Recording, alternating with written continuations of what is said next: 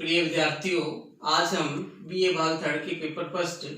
समाजशास्त्रीय चिंतन के महत्वपूर्ण प्रश्न जाति एवं वर्ग में अंतर को स्पष्ट कीजिए पर कुछ विस्तृत चर्चा करेंगे।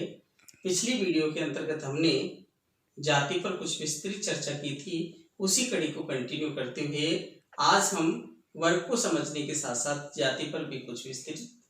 चर्चा करें। जाति, मजूमे मदान ने कहा है कि जाति एक बंद वर्ग है, अर्थात हम यह कह सकते हैं कि जाति एक बंद वर्ग है क्योंकि जाति की सदस्यता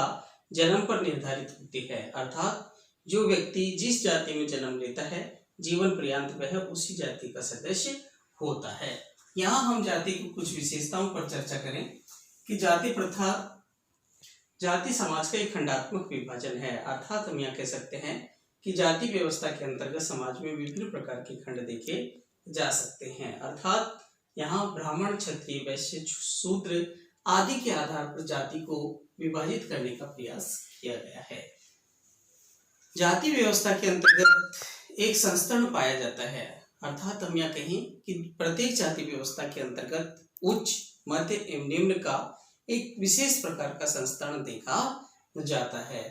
जाति व्यवस्था के अंतर्गत भोजन संबंधी विभिन्न प्रकार के निषेधात्मक प्रतिबंध भी देखे जा सकते हैं, अर्थात हम यह कहें कि किस जाति के साथ बैठकर भोजन किया जा सकता है तथा किस जाति के साथ बैठकर भोजन नहीं किया जा सकता आदि के निषेधात्मक प्रतिबंध भी जाति व्यवस्था के अंतर्गत पाए जाते हैं। धार्मिक एवं नागरिक निर्योग्यताएं एवं विशेषाधिकार, अर्थात हम यह कहें कि प्रत्येक जाति व्यवस्था के अंतर्गत विभिन्न प्रकार की अधिकार प्रदान किए गए हैं तथा विभिन्न प्रकार की निर्योग्यताएं भी प्रदान की गई हैं, अर्थात प्रत्येक जाति व्यवस्था के अंतर्गत उच्च वर्ण के व्यक्तियों को कुछ विशेष अधिकार दिए गए हैं और निम्न वर्ण के व्यक्तियों को सामान्यतः इन अधिकारों से वंचित किया गया है। यहाँ हम कहें कि पैसे से संबंधित चुनाव का प्रभाव भी जातीय व्यवस्था के अंतर्गत देखा जा सकता है, अर्थात यहाँ हम कहें कि जाति व्यवस्था के अंतर्गत एक ही जाति के अंतर्गत जन्म लेने वाले व्यक्तियों का एक विशेष प्रकार का व्यवसाय होता है जो सामान्यतः अन्य जातियों के व्यवसायों से भिन्न देखा जाता है, अर्थात प्रत्येक जाति व्यवस्था के अंतर्गत विभिन्न प्रकार के व्यवसाय भी निर्धारित किए गए हैं। विवाह संबंधी प्रतिबंध, अर्थात प्रत्येक जाति व्यवस्था के अंतर्गत यह निषेधात्मक प्रतिबंध लागू किया गया है कि अपनी ही जाति के अंतर्गत विवाह कर सकते हैं तथा अन्य जाति के अंतर्गत विवाह पर प्रतिबंध देखे जा सकते हैं। यहाँ पर हमने जाति की कुछ विशेषताओं पर चर्चा की, इसके साथ साथ कहें कि जाति की उत्पत्ति के विभिन्न प्रकार के सिद्धांत हैं, जिसमें हम यहाँ बात करें आर्य एवं अनार्यों की रक्त शुद्धि का सिद्धांत, अर्थात आर्य तथा अनार्य के मध्य जो रक्त शुद्धि का संबंध पाए जाते हैं उन सभी को जाति की उत्पत्ति के लिए महत्व माना जा सकता है, अर्थात इसके साथ साथ कहें कि ब्राह्मणों की चतुर्युक्ति का सिद्धांत, सामान्यतः ब्राह्मणों की चतुर्युक्ति के कारण भी जाति की उत्पत्ति देखी जा सकती है। हम यह कहें कि ब्राह्मण वर्ण के पुरुषों ने अपने से निम्न क्षत्रिय, वैश्य एवं शूद्र की स्त्रियों के साथ रक्त शुद्धता संबंधी जो संबंध स्थापित किए थे, उनसे जो संतान उत्पन्न हुई थी उस संतान को समाज के अंतर्गत निम्न दर्जा प्रदान किया गया था तथा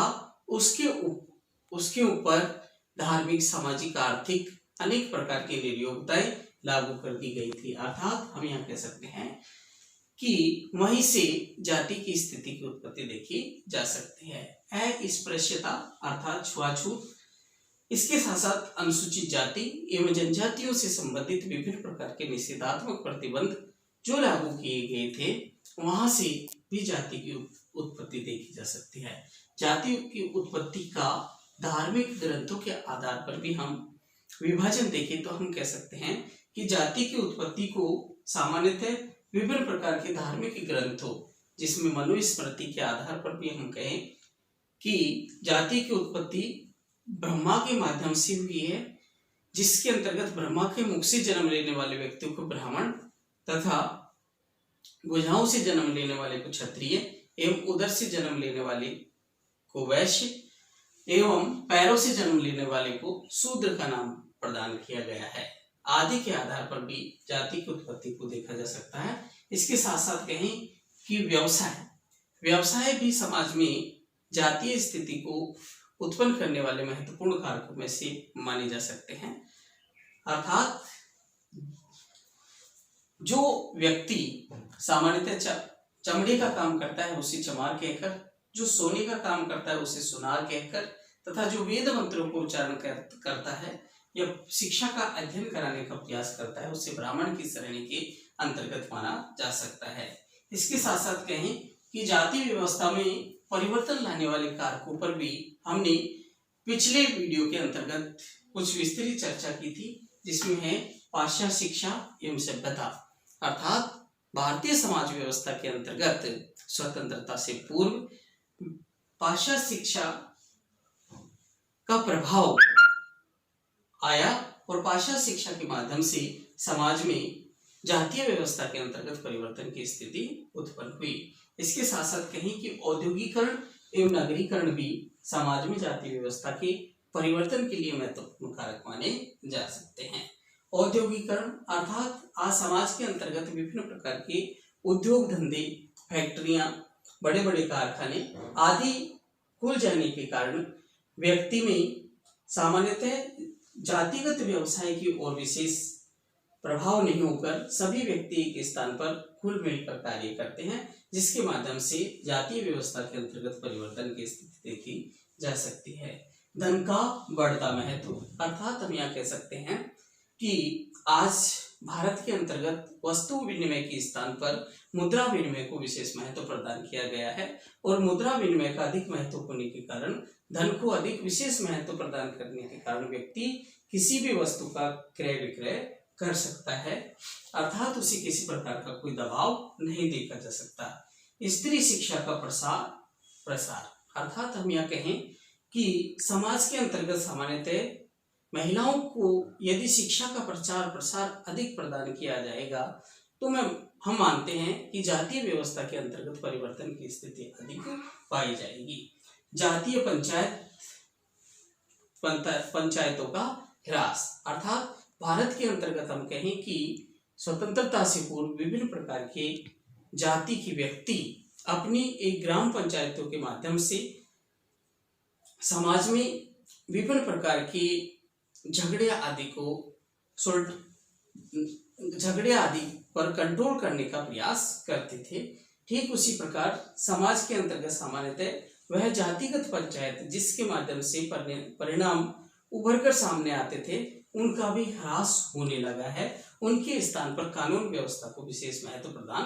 किया गया है। स्वतंत्रता एवं धार्मिक आंदोलन अर्थात भारत के अंतर्गत विभिन्न प्रकार के धार्मिक आंदोलन आर्य समाज, ब्रह्म समाज, जैन समाज आदि के अंतर्गत विभिन्न प्रकार के आंदोलन जातिगत आंदोलन किए जाते हैं, जिसके माध्यम से जाति में चेतना की भावनाएं जागृत होती हैं और वे जातीय कठोरता के नियमों में शिथिलता की स्थिति उत्पन्न करने का प्रयास करते हैं। प्रजातंत्र की स्थापना अर्थात भारत के अंतर्गत सामान्यतः संविधान में विभिन्न प्रकार के जातीय भेदभाव, रंग रूप भेदभाव आदि पर नियंत्रण रखने का प्रयास किया गया है। यातायात एवं संचार के साधनों में वृद्धि होने के कारण भी जातीय व्यवस्था के अंतर्गत परिवर्तन देखा जा सकता है। अर्थात आज हम रेल, बस, वायुयान आदि की सेवाओं के अंतर्गत साधनों के अंतर्गत सामान्यतः एक ही साथ बैठकर यात्रा करने के कारण भी समाज में जातीय व्यवस्था में परिवर्तन की स्थिति पाई जाती है। संयुक्त परिवारों का विघटन अर्थात भारतीय समाज व्यवस्था के अंतर्गत वासुदेव कुटुंब की स्थापना होने के कारण संयुक्त परिवार के अंतर्गत व्यक्ति का नियंत्रण मुखिया के पास में होता था, परंतु धीरे धीरे संयुक्त परिवार की स्थिति में बदलाव आया है और उसके स्थान पर एकांकी परिवार को विशेष महत्व प्रदान किया गया है, जिसके माध्यम से भी जाति व्यवस्था में परिवर्तन की स्थिति पाई जाती है। यहाँ हम बात करें जजमानी प्रथा की समाप्ति, अर्थात भारतीय समाज व्यवस्था के अंतर्गत जजमानी प्रथा, यहाँ कहें कि समाज के अंतर्गत सामान्यतः एक काम के बदले दूसरे व्यक्ति भी कार्य की सेवा ही प्रदान करता था। उसके अंतर्गत परिवर्तन की स्थिति होने के कारण जातीय व्यवस्था में परिवर्तन देखे जा सकते हैं। इसके साथ साथ पिछली वीडियो में हमने जाति व्यवस्था की आधुनिक प्रवृत्तियां, अर्थात आधुनिक समाज व्यवस्था के अंतर्गत जाति किस स्थिति में है, उस पर विस्तृत चर्चा करने का प्रयास किया। ब्राह्मणों की स्थिति में गिरावट, अर्थात भारतीय संविधान के अंतर्गत सामान्यतः अनुसूचित जाति, अनुसूचित जनजाति या अन्य जातियों को शिक्षा का अधिकार एवं कानून का अधिकार होने के कारण वो अपना स्तर ऊंचा उठाने लगी हैं, जिसके माध्यम से हम यह कह सकते हैं कि उच्च वर्ण के व्यक्तियों की स्थिति में कुछ गिरावट देखी जा सकती है। जातीय संस्थानों में परिवर्तन, अर्थात जातीय व्यवस्था के अंतर्गत ब्राह्मण, क्षत्रिय, वैश्य और शूद्र का विभिन्न प्रकार का संस्थान देखा जाता था, अर्थात प्रत्येक जाति के अंतर्गत उच्च, मध्य एवं निम्न का जो संस्थान पाया जाता था, उसके अंतर्गत भी परिवर्तन की स्थिति देखी जा सकती है। पैसे के चुनाव के संबंध में स्वतंत्रता, अर्थात आज जातीय व्यवस्था के अंतर्गत कोई भी व्यक्ति अपनी इच्छा के आधार पर किसी भी प्रकार के व्यवसाय को अपना सकता है। उसे किसी भी प्रकार का कोई नियंत्रण नहीं देखा जा सकता। भोजन संबंधी प्रतिबंधों के अंतर्गत भी परिवर्तन की स्थिति पाई जा सकती है, अर्थात आज विभिन्न प्रकार के होटल आदि खुल जाने के कारण सामान्यतः व्यक्ति एक साथ बैठकर किसी के भी होटल में भोजन कर सकता है, अर्थात उसे शुद्ध शाकाहारी एवं मांसाहारी के परहेज के आधार पर छुआछूत की स्थिति कम पाई जा सकती है। जन्म का महत्व में कमी, अर्थात हम यह कह सकते हैं कि आज व्यक्ति के जन्म को विशेष महत्व प्रदान नहीं किया जाता, अर्थात उसके कार्य एवं उसकी योग्यता को विशेष महत्व प्रदान किया जा सकता है। इसके साथ साथ कहें कि विवाह के संबंधों में भी सामान्यतः परिवर्तन की स्थिति देखी जा सकती है, अर्थात व्यक्ति अपने संस्कारों के माध्यम से तथा योग्यता के माध्यम से अपनी इच्छा के आधार पर भी विवाह कर सकता है। इसके साथ साथ कहें अस्पृश्यता, अर्थात भारतीय समाज व्यवस्था। Thank you.